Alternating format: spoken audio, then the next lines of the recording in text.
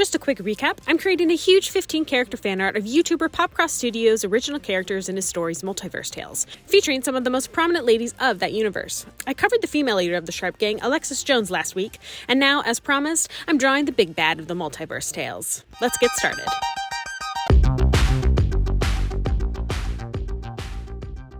Our big bad, Tarsa, is what I refer to as the Thanos of PopCross's multiverse.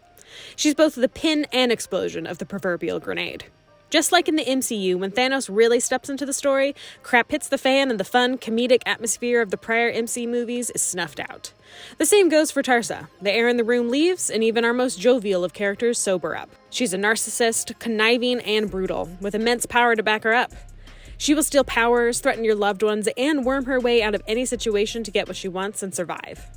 Tarsa has lived a very long time, due to a piece of the multiverse's lore, the Overseers. Every dimension, at one point, had an Overseer who was basically immortal, and can manipulate and sometimes create the world that they oversee in whatever way they want. Tarsa has been an Overseer of several worlds, and has gained different powers through each world, like controlling magma, creating monsters, increased strength and invulnerability. She also has increased abilities when she's in possession of an artifact called the Multiversal Orb.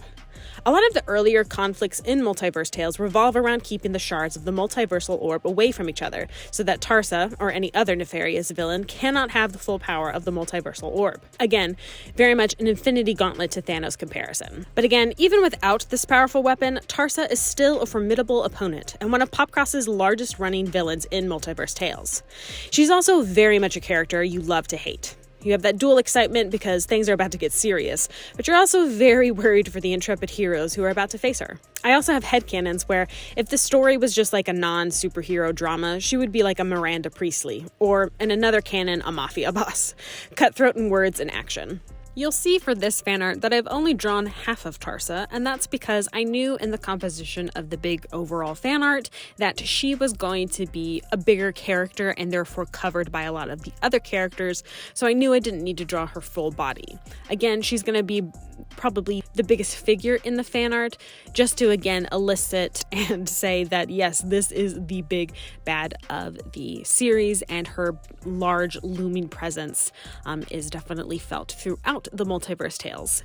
You'll also see that I don't know what was going on. I could not keep up with my layers, and so I would fill in colors on the wrong layers, and then I actually forgot to fill in the white base layers for like the cloth, her eyes, her teeth, all of that. So I had to go back in and fill those in once I was starting to get rid of the background and everything. Tarsa also very much cares about her lineage, as we learn throughout the series. She has both descendants, who we learn about in a different series, and also a daughter, one of the other characters that I will be drawing for this fan art. She just wants them to be obedient and pass on her legacy. Yeah, she's still very narcissistic. Another plug-in for PopCross, if you want some of the main origins of Tarsa, you should watch the 12-part series Mytholethal. You'll get a lot more context for how and why Tarsa got so powerful. She's also interacted with several other characters' pasts in the multiverse, shaping their backstories and solidifying her place as the #1 bad guy.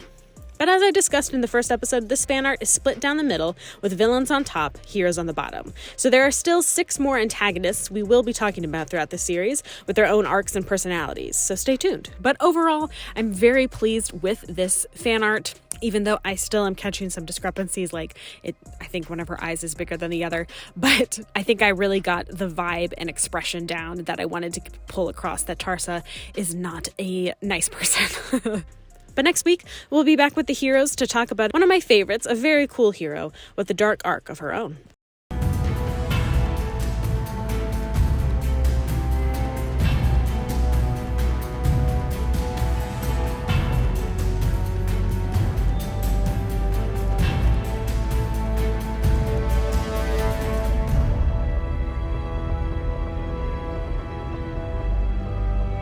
Thanks again so much for watching, especially if you got to the end of this video. Don't forget to like and subscribe if you like seeing these art videos, as well as if you want to follow this journey. But also, if you want to see these fully finished renders, you can also go over to my Instagram at superblondnerd. But thanks again and so much for watching, and I'll see you guys next time. Bye!